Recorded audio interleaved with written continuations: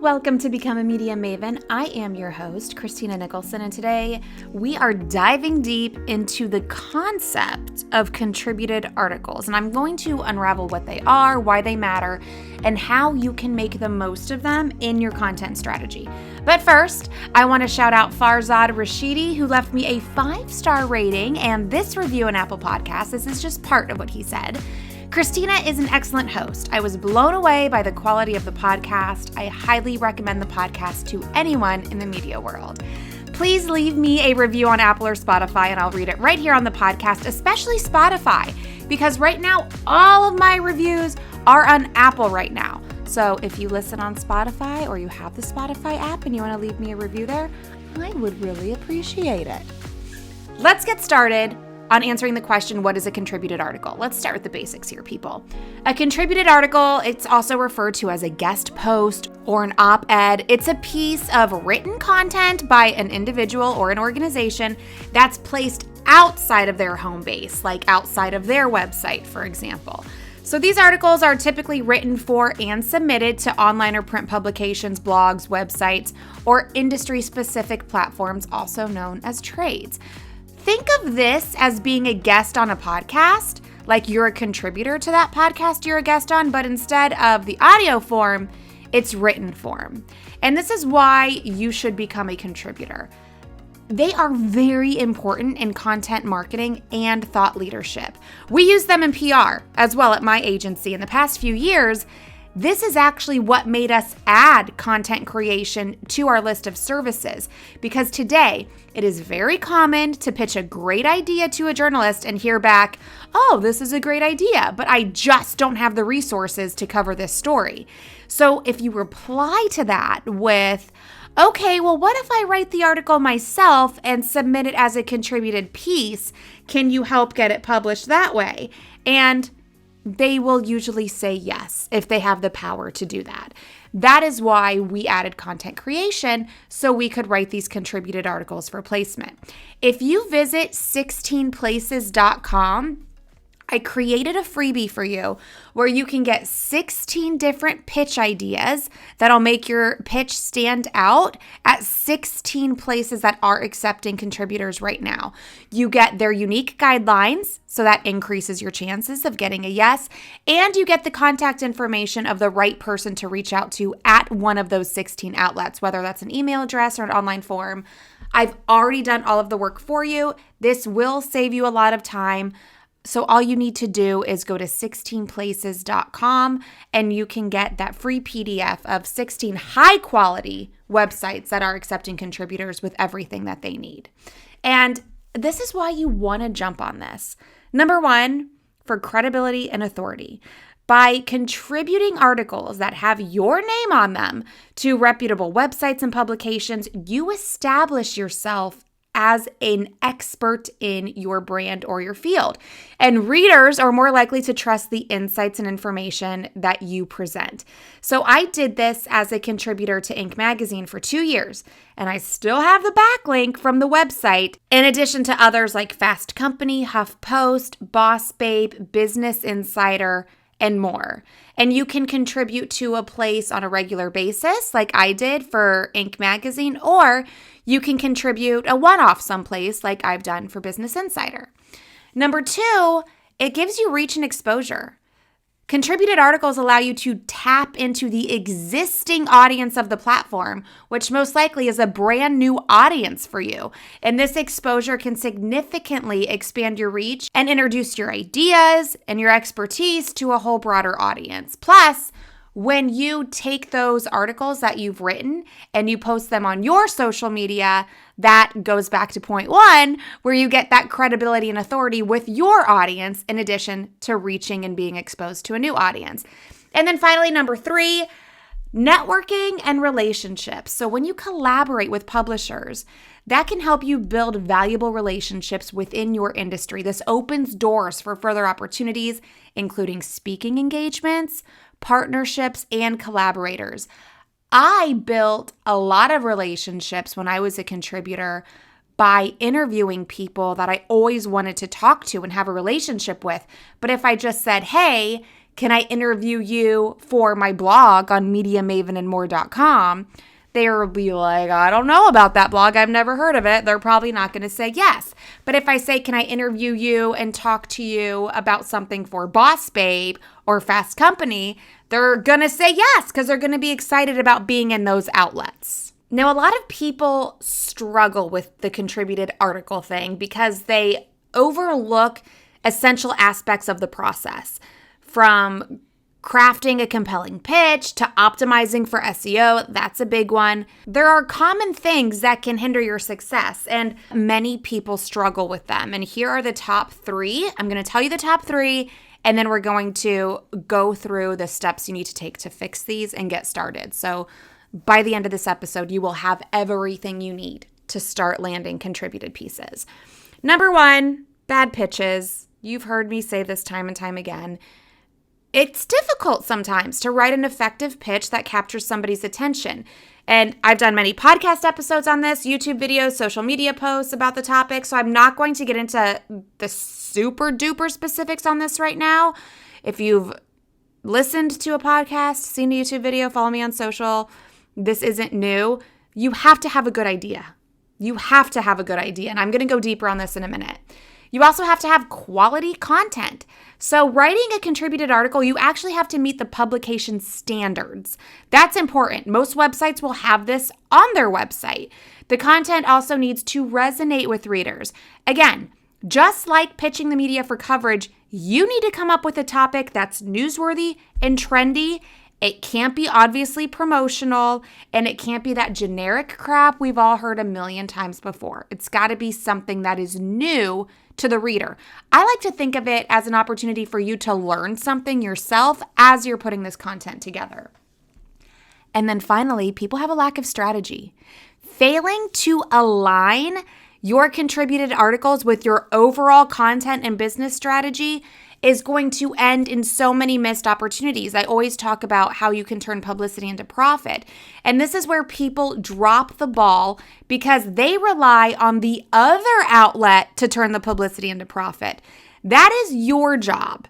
So finding a contributing strategy is a must. Like, don't think it just ends when you land that article on your favorite website or blog. Now I'm going to share 5 simple steps that are going to help you become a regular contributor so you can start reaping the benefits of this kind of PR. In order, they are identifying opportunities, writing a perfect pitch, writing for impact, navigating the publishing process, and measuring success. I'm going to break these down, but first, I want to make sure that you're subscribed to my newsletter because this week, I'm going to share some emerging trends in the contributor world. I'm not going to get into those emerging trends in this podcast episode, but I will in my newsletter. So make sure you sign up to join more than 6,000 other business owners and marketers. All you have to do is go to MediaMavenNews.com. I'll also link to that in the show notes, as well as that freebie I made for you at 16places.com. Okay, let's get into it. Here are the 5 simple steps that you need to take. Number 1, you need to identify opportunities. To identify the right platforms and topics for your contributed articles, start researching your industry or your niche. Look for reputable publications, blogs, trade outlets, or websites that cater to your target audience. This is how you're going to do that. You're going to look at audience relevance. Ensure that the platform's audience aligns with your target demographic and interests. And then you want to make sure the content is a fit. Review the type of content that they're publishing and see if that matches your expertise or your writing style.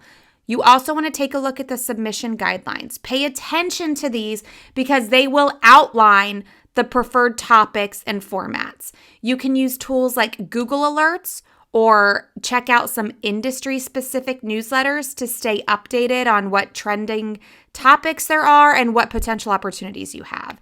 And then I also suggest networking within your industry. You can do this on LinkedIn and on Twitter or X, whatever we're calling it.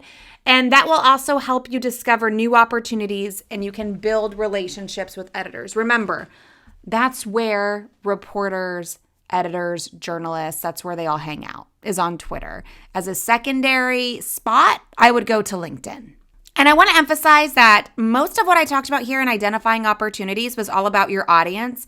Don't get distracted by the big common names, because if you get distracted by things like, oh, Forbes, everybody knows about Forbes, but if your audience isn't reading Forbes, it's not going to move the needle for you. So where is your audience?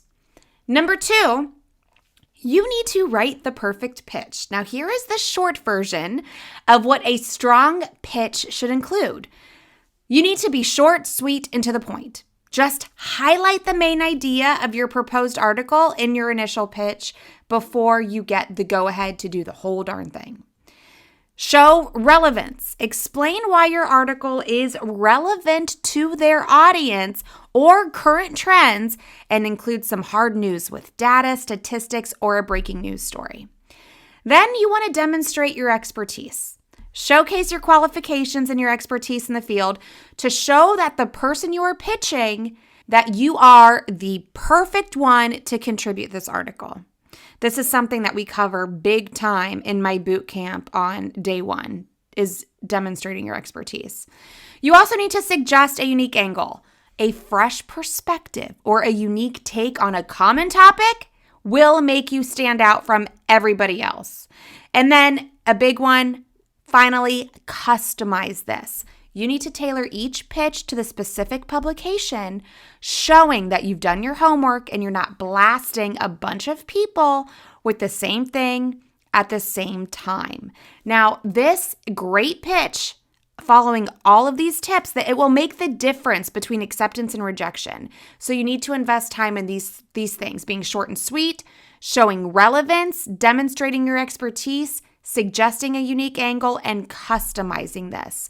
I like to use a spreadsheet for this when I'm building a media list, because it makes it so much easier to really do that customized part of it all.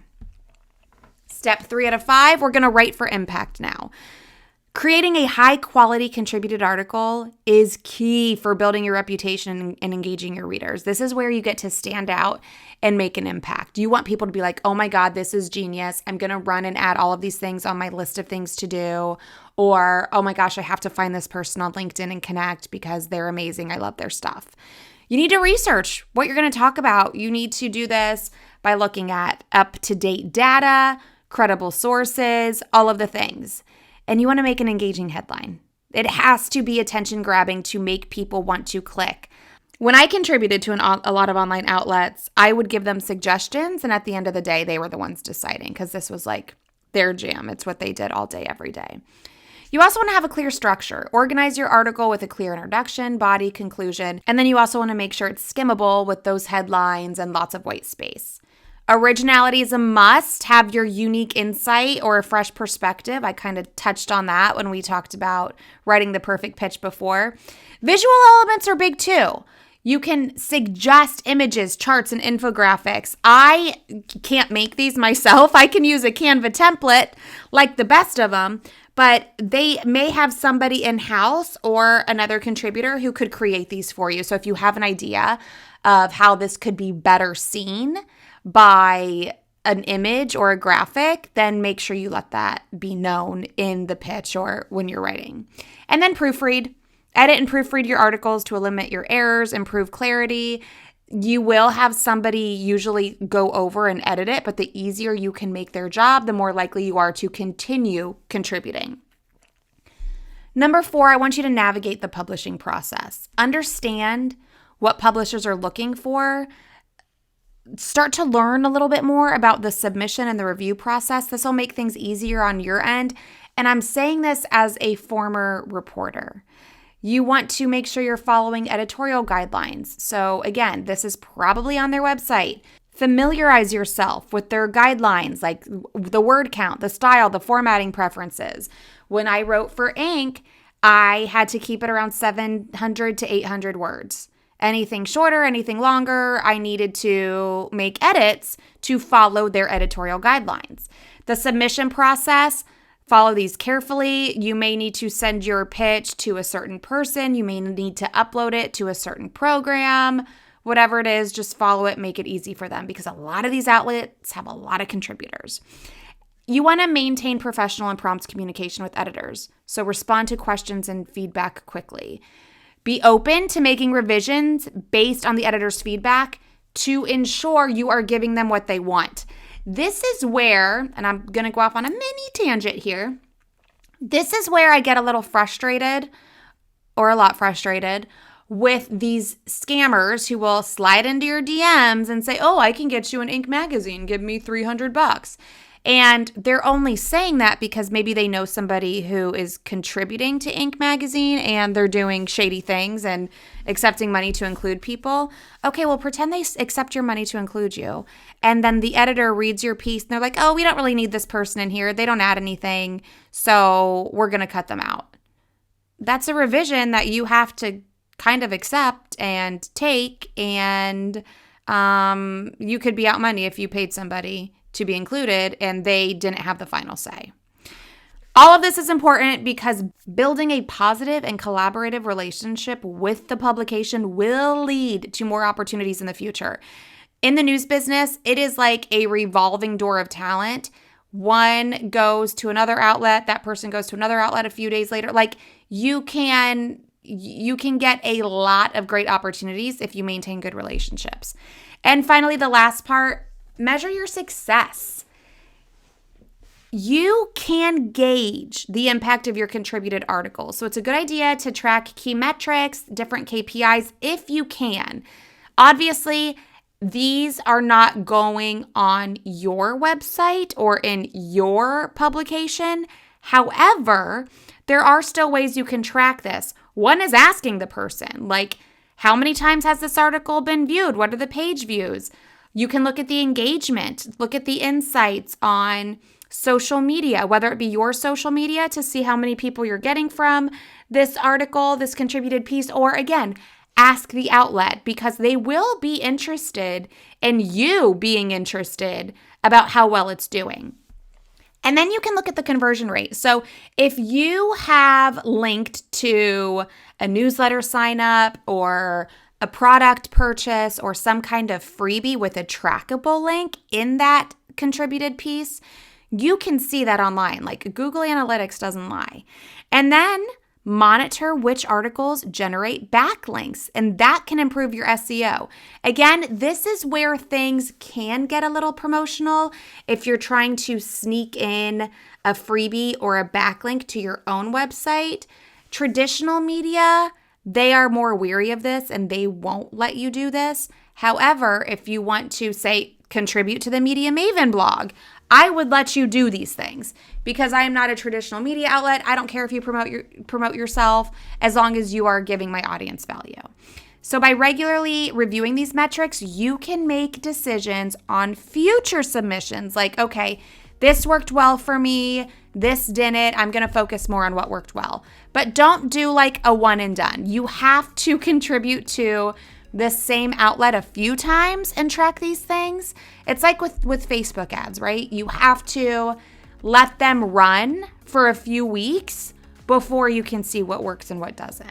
Let me go through those real quickly. So this is how you can contribute articles on a regular basis. 1, identify those opportunities. 2, write the perfect pitch. 3, write for impact.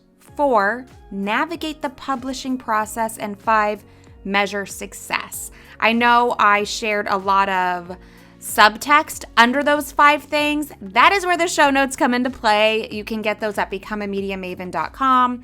They are always going to be there for you in detail, and a transcript for this episode is also on becomeamediamaven.com. Now you have a clear roadmap to leverage contributed articles into your content marketing and your public relations strategy. 2 things before I go. Don't forget to visit 16places.com. I have done the homework for you. I have shared 16 places that are accepting contributors right now. I am giving you the ideas they want and the contact information of who to pitch to. 16places.com. I've already done all the work for you. So it's super easy for you to get started. Hashtag no excuses. And then don't forget at MediaMavenNews.com. That is where you can join my newsletter and I will share some emerging trends in the contributor space that you can take advantage of, not just to be a contributor, but also in your own content as well. So if you're listening to this in real time, that is going to happen in 2 days. This episode comes out Tuesday, November 12th. You will see that newsletter on Thursday, November 14th. Again, if you go to MediaMavenNews.com, you can jump on the newsletter and see that information. That is it. That is how you can go from pitch to publication as an online contributor. Thank you so much for being here. Thank you for listening. I will see you in the inbox in a couple of days, and I will see you back here on the Become a Media Maven podcast in 1 week. And one more reminder, if you have not left me a review on Apple or Spotify, I would really appreciate it. I would like to read new reviews here on the podcast every week. And all of them are on Apple right now. I think Spotify reviews, I think it's kind of new. I honestly don't listen to my podcast on Spotify. I listen in the Apple podcast app, but I would love to get some love on Spotify too. And maybe this will prompt me to find some podcasts on Spotify to listen to as well. All right, that's it. I will see you again soon.